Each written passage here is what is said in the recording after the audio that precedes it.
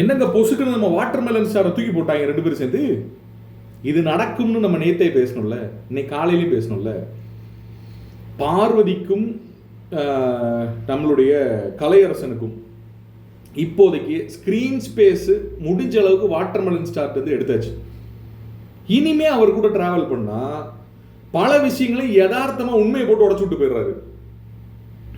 நிறைய தவறுகள் இருந்தாலும் செஞ்சாலும், ஒரு 60-70% தவறு இருந்தாலும் 30% இங்க இருக்க பல ஆட்களுடைய முகத்திரையை கிழிச்சு விட்டு போயிடுறாரு. அந்த முகத்திரை கிளியிற ஆட்கள்ல நம்ம இருக்கக்கூடாதுன்றது ரொம்ப தெளிவா இருக்காங்க பார்வும் இவங்களும்.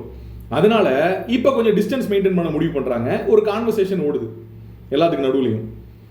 இவர் பக்கம் இருக்கக்கூடிய விஷயங்கள்ல நம்ம எல்லாத்தையும் கண்மூடித்தனமா சப்போர்ட் பண்ணுவோம்னு இவர் நினைக்கூடாது அப்படின்னு கலையரசன் சொல்றாரு. ஆமாமா, அதை நினைக்கூடாது. சப்போர்ட் அப்படிலாம் நம்ம இது பண்ண முடியாது.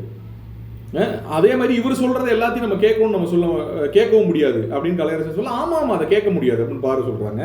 அதுக்கு இவருக்கு கரெக்டா பாயிண்ட் பிடிச்சிக்கிறாரு திவாகர். என்ன சொல்றாருன்னா, நான் சொன்னதை நீ கேட்டே ஆகணும்னு சொல்லியிருக்கேன், இப்படியெல்லாம் சொல்லாத பாரு, இப்படிலாம் கேட்காத பாரு, நான் என்னைக்கு வந்து நான் சொன்னதை கேளுங்க அப்படின்னு சொல்லி நான் உங்களை வற்புறுத்தி இருக்கேன், என்னைக்கு இது பண்ணியிருக்கேன், இப்படிலாம் பேசாதீங்க, நான் இங்க ஒரு கருத்து தான் சொன்னேன்.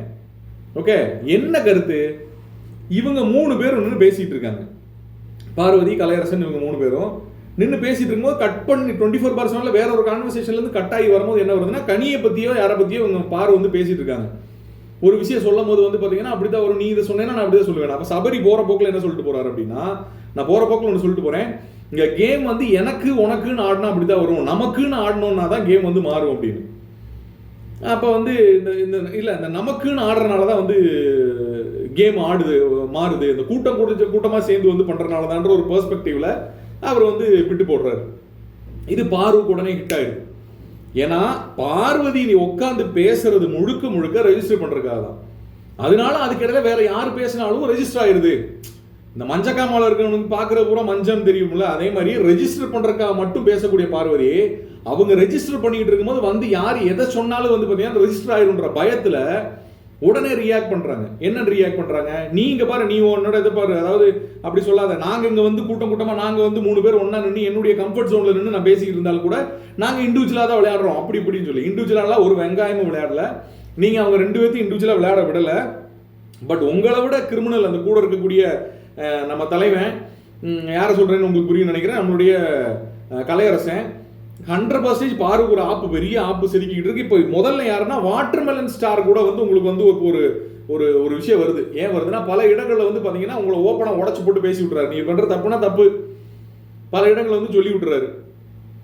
எந்திரிச்சு போனா போக மாட்டாரு, உங்களுக்கு ஒரு ஸ்பேஸ் கொடுக்க மாட்டாரு, நீங்க மத்தவங்களுக்கு என்ன பண்றீங்களோ அதை உங்களுக்கு பண்ண மாட்டாரு, நீ எந்திரிச்சு போனேன் அப்படின்னா போக மாட்டாரு, இதான் மத்தவங்களுக்கு நீங்க பண்றீங்க, அது உங்களுக்கு கடுப்பாகுது.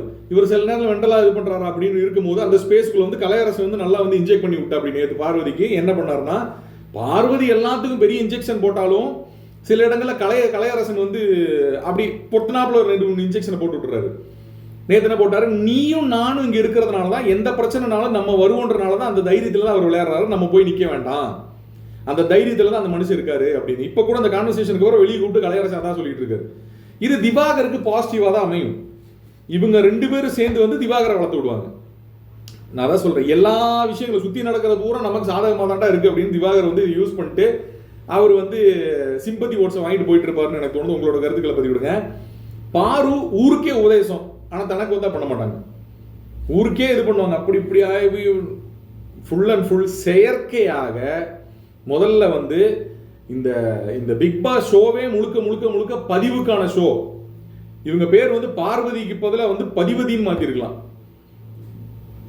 ஃபுல்லா பதிவு பண்றது அந்த ஷோ அப்படின்னு நினைச்சிட்டு இருக்காங்க. அதோடைய மாற்றங்கள் எப்போ வரும் அப்படின்றத பார்ப்போம். அந்த மைண்ட் செட்டை மாத்தினாங்கன்னா அது மாறும் அப்படின்னு நான் நினைக்கிறேன். எனி விச் வேஸ் நம்ம எதிர்பார்த்துக்கிட்டு இருந்த watermelon star versus Parvathy versus Kalaiyarasan, இதுல கலையரசன் பார்வதி ஒரு டீம்ல வெர்சஸ் வாட்டர்மெலன் ஸ்டார் கூடிய சீக்கிரம் வரும்னு எதிர்பார்க்கலாம். நன்றி, வணக்கம்.